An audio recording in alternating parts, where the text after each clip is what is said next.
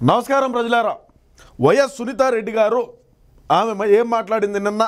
సరే, ఏంది ఆ కథ, ఏంది ఆ కార్ఖానా, ఏంది జగన్మోహన్ రెడ్డి మీదకి ఎందుకు సొంత చెల్లెలు చిన్నాయన చెల్లెలు కత్తికెట్టినారు అనేది ఒక చిన్న వీడియో విశ్లేషణ చేద్దాం. ఆవిడ ఏం మాట్లాడిందో ఆ వ్యాఖ్యలపైననే తెలియజేస్తా ఉండా. ఇకపోతే జగనన్న నీకు బాధ్యత లేదా అని ఒక పెద్ద మాట అయితే మాట్లాడింది మన వైఎస్ వివేకానంద రెడ్డి గారు కూతురు సునీతారెడ్డి.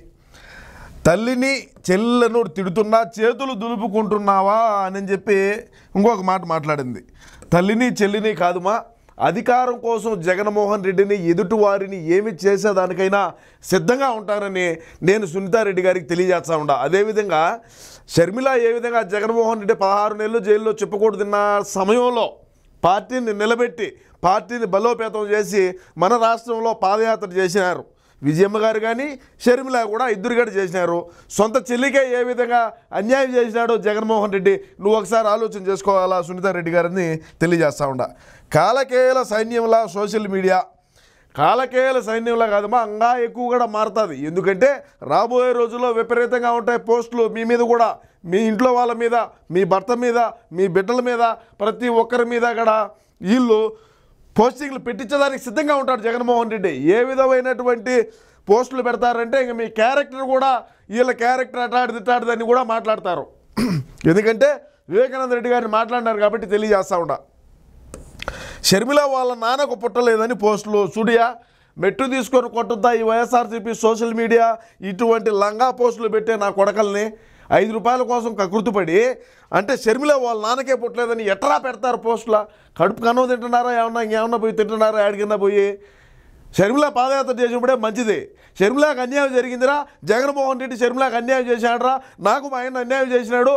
ఏ విధంగా అయితే నేను పాదయాత్ర చేసినప్పుడు ఉన్నటువంటి ఆలోచనలు ఈరోజు ఈయన అధికారంలోకి వచ్చినాక మారిపోయినాడని స్వయంగా షర్మిలనే చెప్తుంది. వాళ్ళ తల్లి విజయమ్మ గారే చెప్తున్నారు. తల్లికి బాధ ఉంటుంది, కన్నాది కదా, ఎటట్ నా కొడుకైనా కదా, లంగా నా కొడుకైనా సరే నా కొడుకే కదా అనుకుంటారు. చేసిన వాళ్ళకంటే చేయించిన వాళ్ళే ముఖ్యం, చేసిన వాళ్ళకంటే కూడా చేయించిన వాళ్ళే ముఖ్యం. ఎందుకంటే వాళ్ళు ఈ మాట చెప్తారు చేయమని చెప్పి ఈడేదో చేస్తాడు, ఏదో కకృతిపడి ఏదో ఆశో ఏదో ఒకటి చెప్పుంటారో. ఎవరు చేస్తున్నారో గుర్తించాలి కదా. ఎవరు చేస్తారు మాగా ఎవరికి పట్టింది? మీ ఇంట్లో ఉండేటువంటి సమస్యల్ని పక్కనోడు వచ్చి ఎవడు మాట్లాడదు కదా. మన ఇంట్లో వాళ్ళకే తెలుస్తాయి మన సమస్యలు, పక్కనోడికి తెలియదు. మనకెన్ని సమస్యలు ఉన్నాయి, మనం ఏ విధంగా ఉన్నాము, మన ప్రవర్తన ఏంది, మన ఆలోచన విధానం ఏందనేది మన ఇంట్లో ఉండేటువంటి మనుషులకే తెలుస్తాయి. మన ఇంట్లో వాళ్ళే జయించినారు, మన అన్నే జయించినాడని నేనైతే నొక్కి ఒక్కాడించి చెప్పగలనని తెలియజేస్తా ఉన్నా. ఆమె కులం పెళ్ళి ఇప్పుడే గుర్తొచ్చాయా? ఇప్పుడే గుర్తొస్తాయి. ఎందుకని మాకు ఇప్పుడు అవసరం కదా. మేము ఇప్పుడే ఎన్నికల ముందుకు పోతున్నాము, దేనికైనా సిద్ధమని చెప్పినాం, ఏ దానికైనా చేస్తాం. ఒక కులం కాదు, మతం కాదు, ప్రాంతం కాదు, క్యారెక్టర్ కాదు, లేకుంటే తప్పుడు పోస్టులు కాదు. ఇప్పుడు మీరే అంటున్నారు కదా షర్మిల వాళ్ళ నాన్నకే పుట్టలేదు అని చెప్పి మాట్లాడినారని చెప్తున్నావు. ఇదేంది ఇది సిద్ధమని? జగన్మోహన్ రెడ్డి సిద్ధమని చెప్పినాక ఇటువంటి పోస్టులు రావడంలో పెద్ద తప్పేమీ లేదమ్మా. పాదయాత్ర చేసినప్పుడు తెలీదా? తెలుసు మా అవసరం అప్పుడు. మేము అధికారంలోకి రావాలా, మేము కేసుల నుంచి బయటపడాలా, మేము అవినీతిగా డబ్బు సంపాయాలా, మేము రాష్ట్రాన్ని సంకనాకి ఇవ్వాలా అని జగన్మోహన్ రెడ్డి మాట్లాడినాడు. జగన్మోహన్ రెడ్డి మాట్లాడిన మాటలు సొంత చెల్లి కూడా దాన్ని గుర్తించలేకపోయింది. ఎందుకంటే ఆయన నటన ఆ విధంగా రక్తి కట్టించినాడు జగన్మోహన్ రెడ్డి. కరుణామయుడి మాదిరి యాక్టింగ్ చేసినాడు. వీడు ఇంకేమి చేస్తాడు లేరా అని నాకు ఇచ్చినాడు ఆంధ్ర రాష్ట్రాన్ని.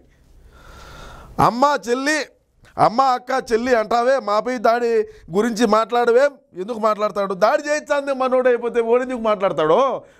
నేను దొంగను, లంగాగాని నేను లంగాని అని ఎవడు ఒప్పుకోరుమా. అది నువ్వు తెలుసుకో. నువ్వు చిన్న పాప ఉన్నట్టు చిన్న పాప మాదిరి మాట్లాడుతున్నావు. వివేక కుమార్తె సునీత ఆవేదన ఆక్రోశం ఇప్పుడే కాదుమా, నీకు ఇంకా కూడా రాబోయే రోజుల్లో చాలా ఇదిగా మాట్లాడతారు.